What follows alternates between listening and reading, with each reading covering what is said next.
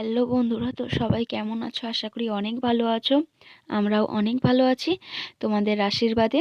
তো সবাইকে good morning. অনেক দিন পর একটা নতুন ভিডিও নিয়ে এলাম।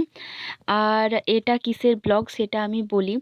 তো এটা হচ্ছে যে কেনাকাটার ব্লগ। তো কিসের কেনাকাটা আমি সেটা আগে তোমাদেরকে বলি।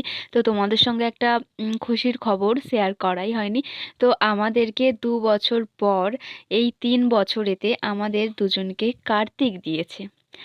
মানে আমাদেরকে কার্তিক দিয়েছে, তো সেই জন্য তৃতীয় বৃহস্পতিবারেতে আমাদেরকে কার্তিক দিয়েছে। আর এটা ছিল চতুর্থ বৃহস্পতিবারের দিনের ব্লগ। তো আমি ছিলাম বাপের বাড়িতে।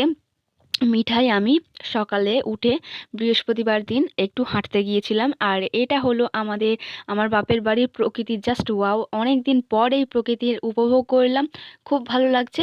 তো আজ কার্তিকের কেনাকাটা করতে যাব, মানে যাবতীয় কার্তিকের যা যা লাগে কেনাকাটা করতে যাব।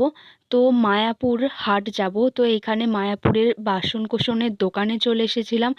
এখানেও অনেক কিছু কেনার ছিল, তো সেই জন্য এখান থেকে অনেক কিছু নিয়েছি। আর এই বালতিটা আমার মা আমাকে গিফট করেছে, তাই এই বালতিতে আমার নাম পর্যন্ত একবারে লিখে নেওয়া হচ্ছে। তো এখান থেকে আমার গলার অবস্থা একদমই খারাপ, একটু মানিয়ে গুছিয়ে নিও। এখান থেকে আমরা একদম সোজা চলে যাব মায়াপুরের হাট। মায়াপুরের হাট আমি কিছু কিছু তোমাদের সঙ্গে শেয়ার করব। আর পুজো ছিল সোমবার দিন, আমরা বৃহস্পতিবারে মায়াপুরের হাট গিয়েছিলাম, যেখানে অনেক অনেক সুন্দর সুন্দর জিনিসপত্র থাকে।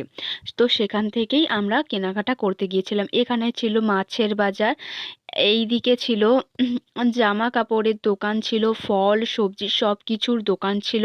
তো সেখান থেকে আমরা সব কিছু নিয়েছিলাম।